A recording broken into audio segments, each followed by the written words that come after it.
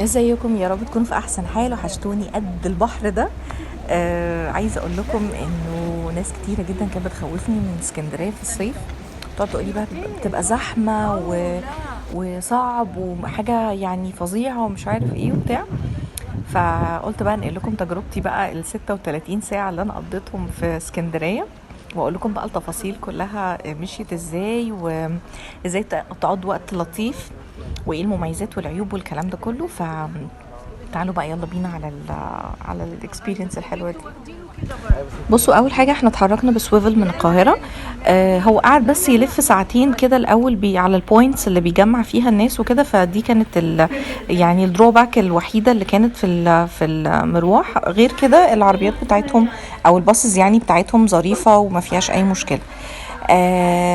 احنا نزلنا بقى في انهي اوتيل؟ نزلنا في ميرامار، اللي في اسكندريه اللي في الشاطبي.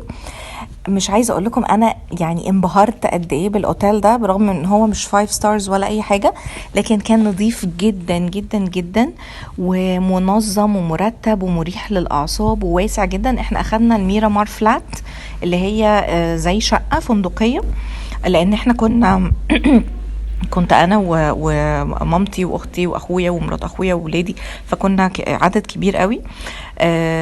بس المكان كان رائع بجد، كان حلو قوي، واسع جدا، وفي 3 اوض. شو وريتها لكم في اللقطات اللي فاتت.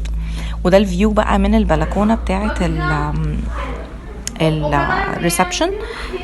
عايز اقول لكم انه مكان مريح جدا للاعصاب، بعيد بقى عن دوشه الشواطئ والحاجات الزحمه، ويعني مش زي ستانلي مثلا. ستانلي هيصه قوي وناس كتير وحاجات كده، لكن المكان اللي هنا الفيو بتاع الاوتيل واللوكيشن بتاع الاوتيل بصراحه كان من احلى الحاجات يعني اللي شفتها. ف وده الفيو طبعا. عايزه اقول لكم كمان ان كل تحركاتنا كانت باوبر، يعني كنا بناخد اوبر من الاوتيل لجليم باي، او لاي مكان احنا عايزينه، للقلعه او كده. عايزه اقول لكم ان اكبر رقم دفعناه كان 40 جنيه. واغلب الحاجات بقى كلها رينج 20 جنيه وحاجات كده. فعايزه اقول لكم ان التنقلات كمان هناك سهله جدا، و يعني بسهوله قوي نقدر نلاقي اوبر في وقت قليل جدا. ده بالنسبه للانتقالات. عايز اقول لكم بقى يعني موضوع بقى البحر ونزول البحر. بصوا بقى في كذا اوبشن. احنا الاول ما عندناش فكرة خالص عن الاماكن، فروحنا الاول الشاطئ بتاع ستانلي. التذكرة بتاعته للفرد 25 جنيه بس. ما يعني كان عندنا تحفظ شوية على نظافة التواليتس والاماكن اللي هنغير فيها، فما حبيناش المكان، وبدأنا بقى ندور على اماكن تانية وكده. الوقت طبعا كان ضيق جدا، فما كانش عندنا اوبشنز يعني ان احنا نقعد ندور كتير، والوقت كمان بيعدي، هم كلهم 36 ساعة زي ما قلت لكم. فقررنا ان احنا نروح النادي اليوناني اللي هو اللي عند القلعة بتاعت قايتباي.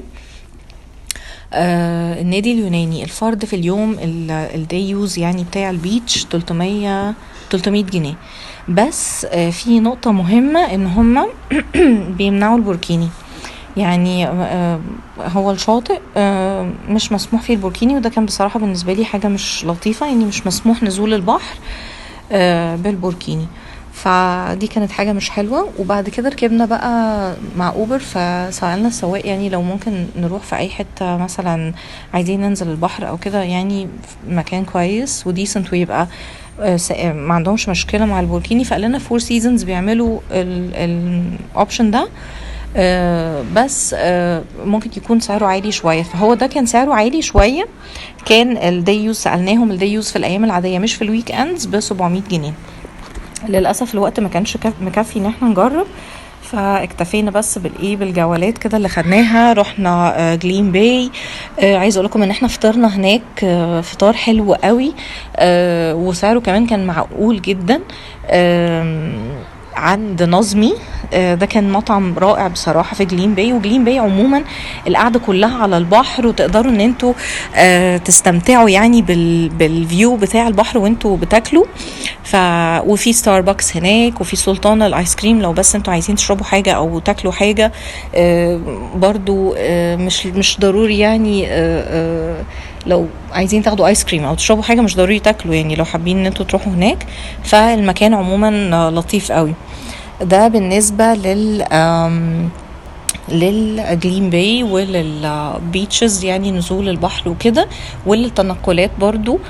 برضو احنا رجعنا من القاهرة. احنا كنا عايزين يعني من اسكندرية للقاهرة احنا كنا عايزين نرجع بسويفل برضو، بس للأسف المواعيد ما كانتش مناسبة لينا، فاخدنا برايفت ليموزين.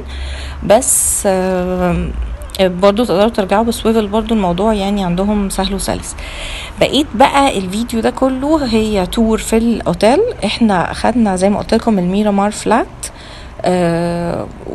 انتوا هتبقوا بتتفرجوا عليها. عندهم اوضتين تانيين باصين على البحر مباشرة، مش سايد فيو، يعني باصين على البحر مباشرة، وهم كايرو وبرشلونة. دول الاوضتين اللي بيبصوا على البحر مباشرة. وفي كمان الاوضة اللي هي الشهيرة قوي اللي لونها ازرق برضو، دي اسمها ايتنز، قريبة قوي الديكور بتاعها من الميرامار فلات دي.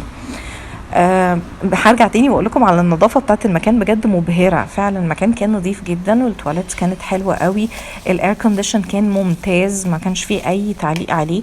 المطبخ جاهز من كل حاجه لو حابين ان انتوا تعملوا اكل، او يعني عندهم كوفي ستيشن كمان، عندهم فاهمين يعني كل الحاجات اللي هي اللي انتوا ممكن تحتاجوها في مطبخ.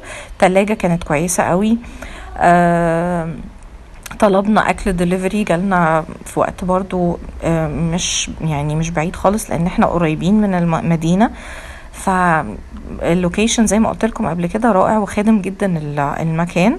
فبالنسبه لنا ديليفري ما كانش فيه اي مشكله. وكمان في مطعم كمان بتاع فرايد تشيكن او حاجه كده تحت الاوتيل، بس ما جربناهوش، بس شفت عنده زحمه كتير يعني، فغالبا هو حاجه كويسه. بس يعني ده بالنسبه للمكان. الفرنتشنج بتاعهم مودرن وحلو قوي، طبعا كلها الوانات بلوز بقى وكده، مريحه جدا للاعصاب. وهي بصراحه احلى حاجه كانت في الموضوع انه الاير كونديشن كان كويس، لانه الجو كان رطوبه. احنا رحنا بقى امتى؟ رحنا في الفتره اللي قبل العيد على طول، بالظبط 3 ايام قبل العيد. ما كانتش خالص بقى اسكندريه زحمه ولا اي حاجه، ولا كان الكورنيش زحمه ولا اي حاجه خالص. كانت الدنيا هاديه ولطيفه قوي. ما كانوش لسه بقى التورستس وكده نزلوا على المكان جامد.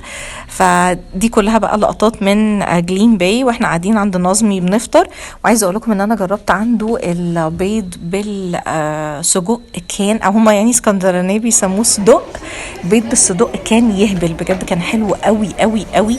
اكلهم فعلا كان رائع وحبيته قوي بصراحة. يعني كانت اكسبيرينس حلوة. تقدروا بقى تاخدوا قهوة مكان يعني من اي مكان حبيتوه، زي ما قلت لكم ايس كريم، يعني تتمشوا بس حتى في المكان. احنا حتى رحنا من قبل ما نروح نعمل تشيك ان او اي حاجة، رحنا بشنطنا بحاجتنا بولادنا بكله.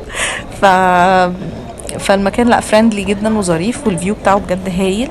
الفايبز يعني بتاعت المكان عموما حلوه. فانصحكم جدا ان انتوا تروحوا وتجربوا ان انتوا تقضوا وقت هناك. من الاماكن اللي عجبتني جدا في اسكندريه. ده سلطانه. عايزه اقول لكم برضو انه الديكور بتاعه بجد حلو قوي حتى للتصوير. يعني انا اتصورت كده قدامه بجد صوره حلوه قوي، من احلى الصور اللي خدتها.